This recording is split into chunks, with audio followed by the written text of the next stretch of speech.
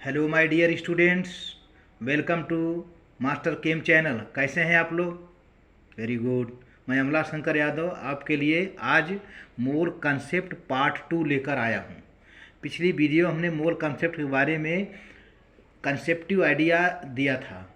आज दूसरा पार्ट है, उसमें आप लोगों को उससे थोड़ा बढ़ चढ़ करके है और कुछ फार्मूले हैं जो कि बेसिक आइडिया न होने पर IT NEET JEE and 11th 12th बच्चों को काफ़ी परेशानी पड़ती है। तो देखिए, चलिए देखते हैं मोल कंसेप्ट पार्ट 2। तो देखो बेटा, एटम के लिए क्या होता है, इसको हम 3-4 सेक्शन में डिवाइड करते हैं। पहला सेक्शन है ए है फॉर एटम्स। फॉर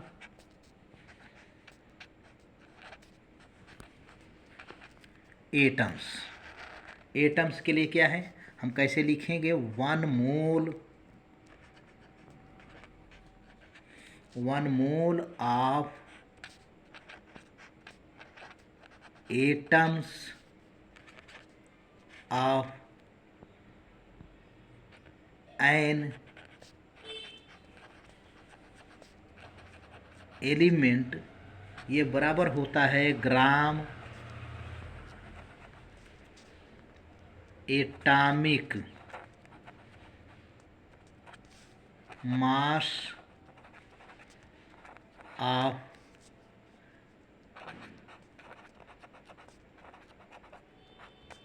एलिमेंट्स, या इसको कहते हैं मोलर मास। इसी को कहते हैं मोलर मास। ये बराबर हो जाता है 6.02 × 10⁻23 एटम्स। ये रहा, ये पहला पार्ट हुआ, ये पहला पार्ट हो गया आपका।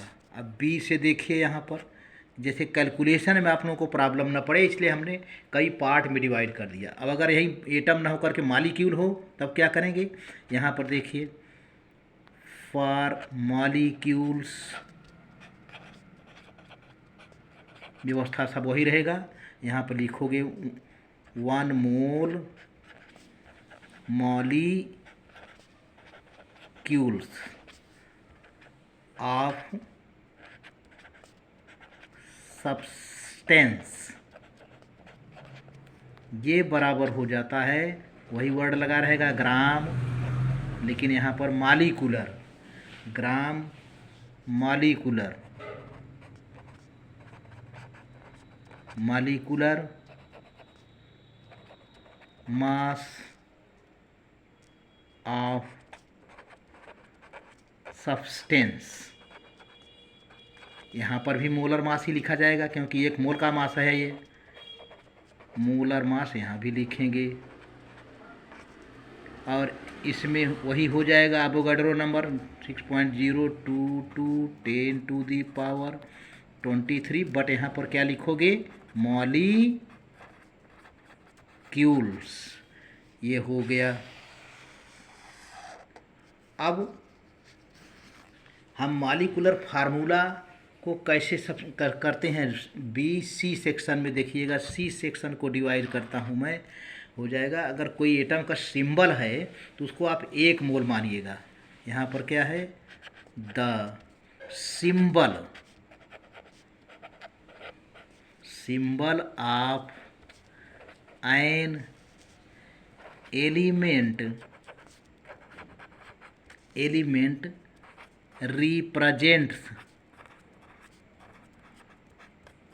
रिप्रेजेंट्स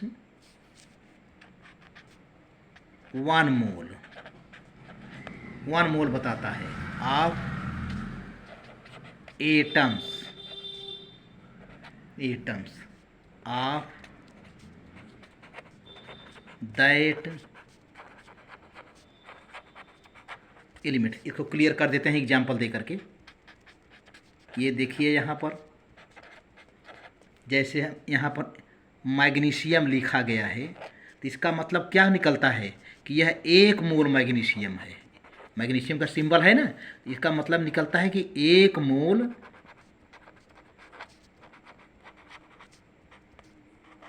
मैग्नीशियम एटम है। इसी तरह से दूसरा एग्जाम्पल देखिए, अगर सोडियम लिख देते हैं, ये सोडियम का सिंबल है, तो इसका क्या मतलब निकालोगे, 1 मोल सोडियम, सोडियम एटम हुआ, सिंबल अगर है तब। और अब तीसरे पार्ट में देखते हैं, चौथे पार्ट में डी में क्या है, अगर मॉलिक्यूलर फार्मूला है तब देखिए, the molecular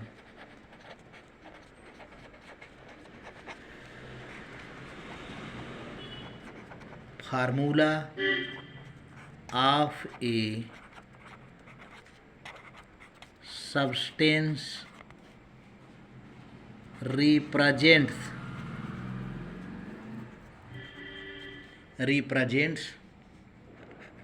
1 mole of molecule of that substance। ये रहा, अगर मॉलिक्यूलर फार्मूला है तब, जैसे एग्जाम्पल में इसको भी क्लियर कर दिया जाए एग्जाम्पल दे करके। जैसे यहाँ पर लिखा गया, पहला एग्जाम्पल है O2 लिख लिया, ऑक्सीजन का मॉलिक्यूल है। ये क्या बताता है, 1 मोल ऑक्सीजन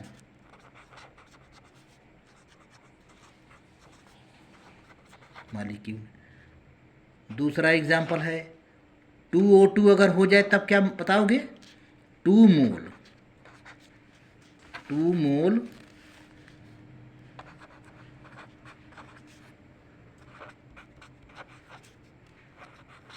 ऑक्सीजन मॉलिक्यूल। इसी तरह से H2O अगर रहे तो क्या कहोगे, 1 मोल, ये फार्मूला है, 1 मोल H2O मॉलिक्यूल। ये हो गया आपका एटम के लिए, मॉलिक्यूल के लिए। लेकिन अगर कोई कंपाउंड रहे और कई पार्ट में रहे तब कैसे होगा, उसको देखिए। कंपाउंड के लिए तो ई पार्ट में आ जाता है कंपाउंड। कंपाउंड के लिए हो जाता है यहाँ पर कंपाउंड्स containing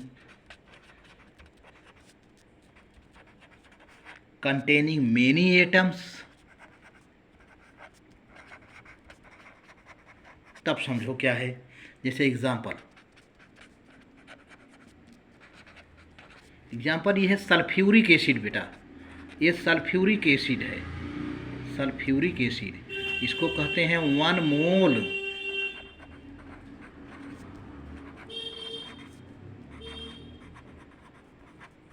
सल्फ्यूरिक एसिड। लेकिन इसमें भी ध्यान दीजिए कि अब क्या है, कंटेनिंग मेनी एटम्स है। इसमें कौन कौन एटम है, हाइड्रोजन है, और ये देखो सल्फर है, हाइड्रोजन सल्फर ऑक्सीजन। तो अब यहाँ पे देखो जरा सा, ये हाइड्रोजन 2 मोल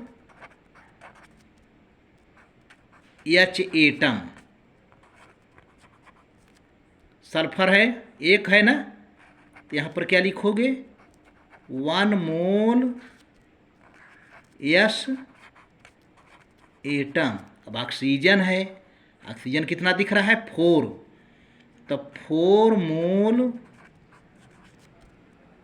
ऑक्सीजन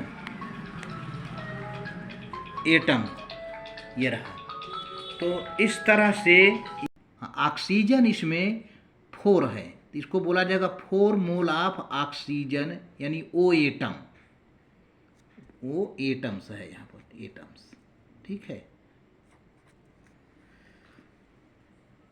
अब यह पार्ट में है, अगर कोई भी एटम का इक्वल मोल है और दूसरे एटम का भी इक्वल मोल है, तो उसमें एटम का नंबर बराबर होगा। ये बहुत इंपॉर्टेंट चीज़ है, इसको आप लोग मिस करते हो। अब यही वजह है कि न्यूमेरिकल गलत हो जाता है। देखिए क्या है, अगर N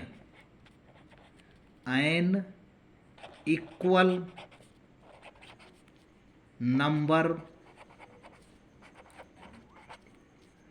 of moles of all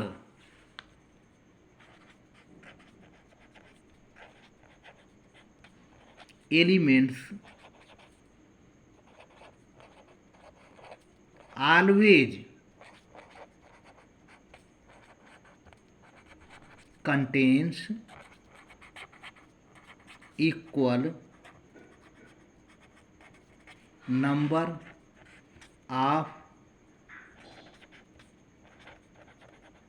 atoms.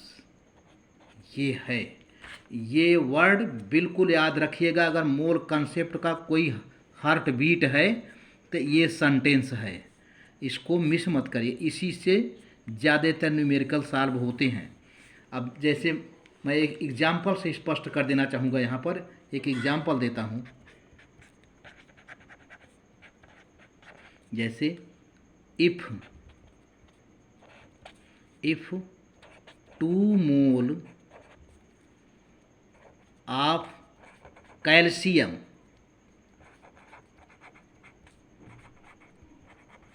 contains X atoms, then 2 mole of sodium या 2 mole magnesium, 2 mole hydrogen, 2 mole nitrogen, कुछ भी ले लो। यहाँ पर मैं सोडियम ले रहा हूँ। 2 mole of sodium will also contain X atoms. ये रहा मेरा। अब इस पर एक मैं सलूशन देता हूँ। सलूशन, अब हमारा यहाँ से न्यूमेरिकल, अब ये हमारा न्यूमेरिकल यहाँ से शुरू होगा। जैसे एक क्वेश्चन है, ये कि यहाँ पर प्रॉब्लम मैं दे रहा हूँ। प्रॉब्लम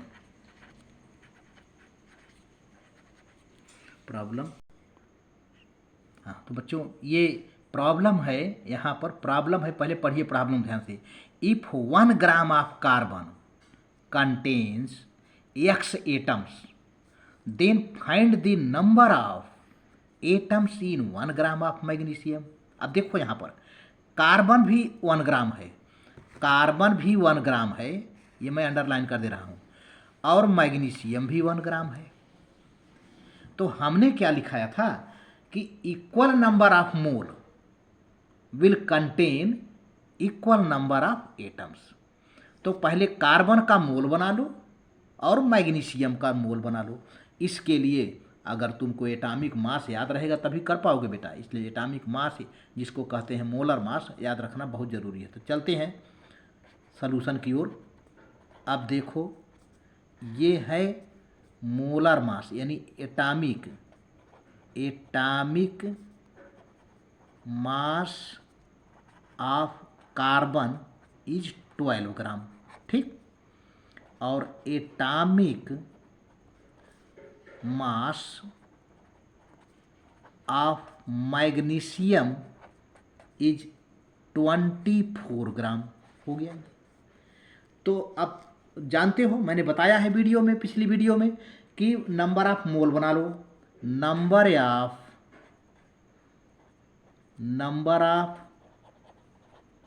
मोल्स ऑफ कार्बन ये होता है क्या, given mass upon molar mass मतलब एटॉमिक मास। मोलर मास का मतलब एटॉमिक मास यहाँ पर आ गया, ये आ गया। तो गिवन मास कितना है 1 ग्राम, एटॉमिक मास कितना है 12 ग्राम। ये हो गया मोल्स आ गया, ठीक है। यानी कार्बन का इतना मोल है, 1 ग्राम का कितना मोल बन गया, कार्बन के 1 ग्राम का कितना मोल बना 1/12 मोल। यानी 1/12 मोल एक्स एटम रख रहा है। 1/12 मोल में इसके एक्स एटम पड़े हुए हैं। तो भाई 1/12 मोल मैग्नीशियम भी इतने रखेगा। तो दज 1/12 मोल magnesium will also contain x atoms. अब लग गई रूल, यहाँ पर लॉजिक रूल। तो अब यहाँ पर फार्मूला लगा लो, सिंस 1/12 मोल मैग्नीशियम कंटेन्स एक्स एटम्स। तो यहाँ पे नंबर ऑफ मोल, थोड़ा मैग्नीशियम को बना लो, number of moles of magnesium बना लो 1/24 है ना। 1/24 दिया हुआ है, मैग्नीशियम को 24 है और गिवन मास मैग्नीशियम का 1 ग्राम है। तो अब यहाँ पर 1/24 मोल बना लिया मैग्नीशियम का। अब इसी पर तुम रखने लगा लो उसे 1/24 mole of magnesium will contain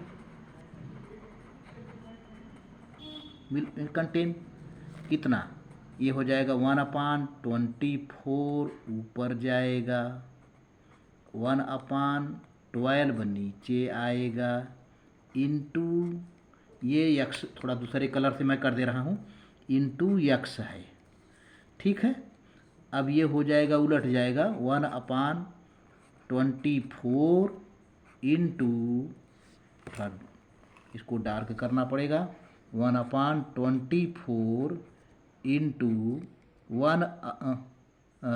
12/1 into क्या है एक्स, एक्स जो माना था हमने।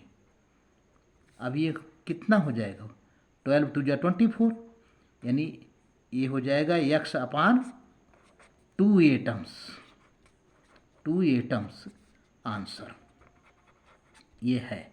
This is your answer. And